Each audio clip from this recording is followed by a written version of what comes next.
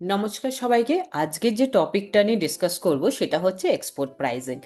এক্সপোর্টাররা একটা প্রাইস ইম্পোর্টারকে অফার করে, রাইট? সেই প্রাইসটা অফার করবার সময় কোন কোন ফ্যাক্টরগুলো মাথাতে রাখা উচিত, আর সেই প্রাইসটা কিভাবে কোনো এক্সপোর্টার ডিসাইড করবে, সেইটা আজ আমরা শিখবই ভিডিওর মাধ্যমে। ঠিক আছে, তো চলো শুরু করা যাক আজকের ভিডিও। তো প্রথম যেটা স্টেপ সেটা হচ্ছে যে এক্সপোর্টারে যেটা মেইন কস্ট, সেগুলো কি কি কস্ট হয়। একটা জেনারেল নর্মাল কস্ট আমি এখানে লিখেছি, আর আমি এখানে এক্সচেঞ্জ রেট 100 রুপিস রেখেছি, কারণ লোকে যেন ইজিলি ক্যালকুলেটটা করতে পারে। একটা হয়ে গেল প্রোডাকশন কস্ট, সবাই বুঝতে পারছে। Packaging and labeling cost. Inland transport মানে ডোমেস্টিকের ভেতরে যে ট্রান্সপোর্টটা হচ্ছে সেটা হচ্ছে inland transport. Port handling, documentation, পোর্টে গিয়ে যে খরচটা হয় সেই খরচটা আমরা কনসিডার করব। কমপ্লায়েন্স কি? Inspection certificate of origin issue, এই যে খরচগুলো হয় সেইগুলোকে কনসিডার করব। তারপরে কি? ইনল্যান্ড ইন্স্যুরেন্স মানে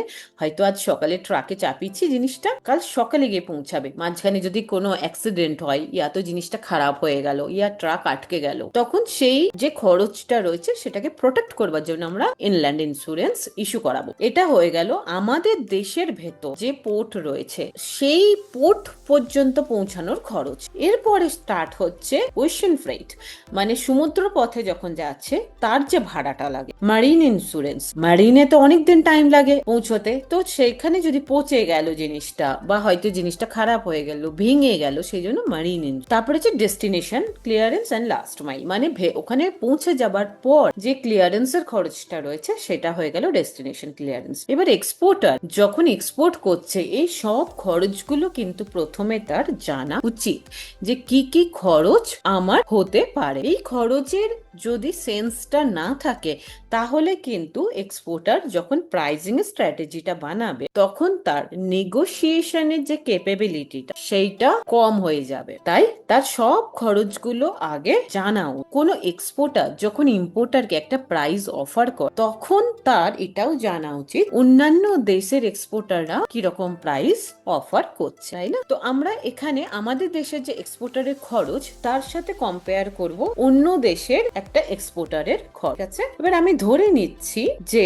আমাদের প্রতিবেশী দেশ যে রয়েছে সেখান থেকেও একটা এক্সপোর্টার সেম প্রোডাক্টটা পাঠাচ্ছে। এবার ও যখন পাঠাচ্ছে আমি এখানে প্রত্যেকটা খরচ কম করেছি। এখানে দেখতে পারো প্রোডাকশনে আমি এখানে ধরেছি 800 টাকা একটা শার্ট বানাতে। হ্যাঁ, পার ইউনিট আমি এখানে ক্যালকুলেট করেছি 800 টাকা। এখানে আমি ধরছি হয়তো 780 টাকা। প্যাকেজিং 50 রুপিস, আমি এখানে প্যাকেজিং 50 ধরেছি।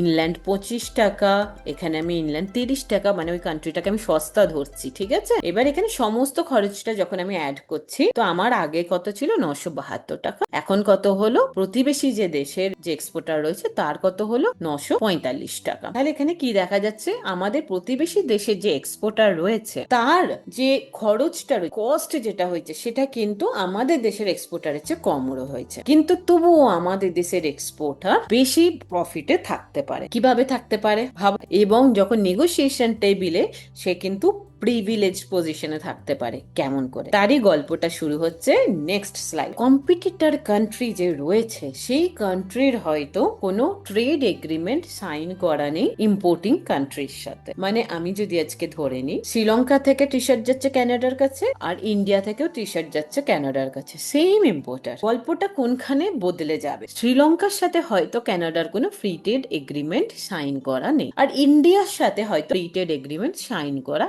তার মানে কি হচ্ছে, যখন শ্রীলঙ্কা থেকে প্রোডাক্টটা কানাডাতে গিয়ে পৌঁছাচ্ছে তখন কানাডা যে কাস্টম অফিসিয়াল রয়েছে তারা একটা ইম্পোর্ট ডিউটি বা ইম্পোর্ট ট্যাক্স চার্জ করবে ওই টি শার্টটার উপরে। সেটা হয় 5%। যে ডিউটিটা লাগাবে তার মানে ও যদি ওটা 100 টাকাতে গিয়ে পৌঁছেছে তাহলেও কিন্তু 5 টাকা ওকে দিতে হচ্ছে কানাডার কাস্টম। কিন্তু ইন্ডিয়া থেকে যখন প্রোডাক্টটা পৌঁছচ্ছে তখন কিন্তু কানাডার যে কাস্টম অফিসিয়াল ও কিন্তু কিন্তু কোনো পয়সা ইন্ডিয়ার এক্সপোর্টারকে দিতে হচ্ছে না। ঠিক আছে, তো এখানে গল্পটা কিরকম হয়ে গেল, ইন্ডিয়ার যখন এক্সপোর্টার তার প্রোডাক্টটা কত টাকায় পৌঁছেছে, 972 টাকাতে পৌঁছানোর পর সে 0% ডিউটি, কারণ তার তো ফ্রি ট্রেড এগ্রিমেন্ট রয়েছে, মানে ইম্পোর্ট ডিউটি ইমপ্লিমেন্ট হবে না, তো 0% ডিউটি, তার মানে 972 টাকাতে ইম্পোর্টার ইন্ডিয়া যে এক্সপোর্টার আছে তার প্রোডাক্টটা নিয়ে নিল, তা প্লাস হয়ে গেল, তো টোটাল 982 গিয়ে প্রোডাক্টটা 10 টাকা ডেস্টিনেশন ক্লিয়ারেন্স চার্জ হয়ে গেল, মানে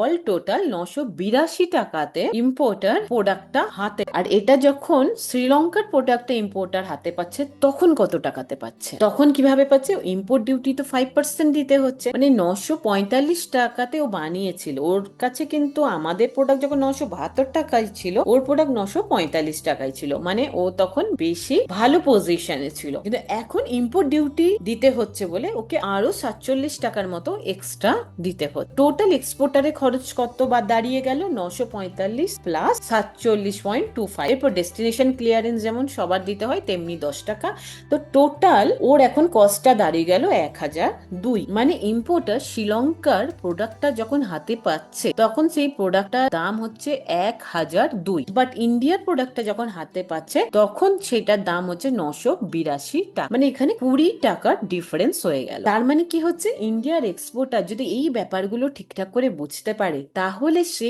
ইম্পোর্টারকে যখন প্রাইস অফার করবে বা প্রাইস কোট করবে সেই সময় সে বলতে পারে যে যদি ইন্ডিয়া থেকে প্রোডাক্টটা নাও তাহলে আমি তোমাকে এত ডিসকাউন্ট দিতে পারি, বা আমার কাছ থেকে প্রোডাক্ট পেলে তুমি এত কম খরচে প্রোডাক্টটা পাবে, যেটা অন্যান্য প্রতিবেশী দেশে কিন্তু পাবে না। তো এখানে ইন্ডিয়ার এক্সপোর্টারে যে নেগোসিয়েশন যে পাওয়ারটা হলো সেটা কি হলো, স্ট্রঙ্গার হয়ে গেল। তার মানে এখানে যে ডিফারেন্সটা রয়েছে সেই ডিফারেন্সটা কতটা দাঁড়াচ্ছে, 20 টাকার ডিফারেন্স দাঁড়াচ্ছে, সরি এখানে এটা ভুল লেখা রয়েছে, এটা 20 টাকার ডিফারেন্সটা দাঁড়াচ্ছে। ইন্ডিয়ার এক্সপোর্টার যখন নেগোশিয়েট করছে, যখন প্রাইসটা কোট করছে, তখন যদি সে এই পয়েন্টটা জানে তাহলে সে এটাকে নেগোসিয়েশন টেবিলে রাখতে পারে যে আমার কাছ থেকে যদি তুমি মালটা নাও তাহলে তুমি 20 টাকা কমে পাবে, আর যদি অন্যান্য দেশ থেকে নাও তাহলে কিন্তু তুমি 20 টাকা তোমাকে এক্সট্রা দিতে হবে। তাতে কি হচ্ছে, তাতে ইম্পোর্টার আমার যে প্রোডাক্টটা পাচ্ছে সেখানে সে নিজের মতো ডিসকাউন্টও রাখতে পারবে, আর আমাদের এক্সপোর্টারও কম পয়সাতে প্রোডাক্টটা অফার করে প্রোডাক্টের যেটা কম্পিটিটিভনেস সেইটা কিন্তু বাড়াতে পারবে, তাই না? তার মানে কতগুলো ফ্যাক্টর আমাদের ভেবে দেখা উচিত, যেগুলো এক্সপোর্টারকে মাথায় রাখা উচিত যখন প্রাইস কোট। আজকের মতো এতটাই থাক, আমি নেক্সট ভিডিওতে নিয়ে আসবো আরো কোন কোন ফ্যাক্টর গুলো আমাদের ভেবে দেখা উচিত। যাবার আগে একটা বিগ অ্যানাউন্সমেন্ট, যে আমি জানুয়ারি 2026 থেকে ট্রেনিং সেশন স্টার্ট করছি। 3 দিনের ট্রেনিং হবে, 9 ঘন্টার ট্রেনিং, বাট ট্রেনিং পেড হবে, বাট আমার সাথে 1-to-1 কন্ট্যাক্ট করবার সুযোগ থাকবে। যদি তোমরা কেউ এক্সপোর্ট বিজনেস শুরু করতে চাইছো তো তাহলে ডেসক্রিপশনে দেওয়া গুগল ফর্মটা ফিল আপ করে দিও।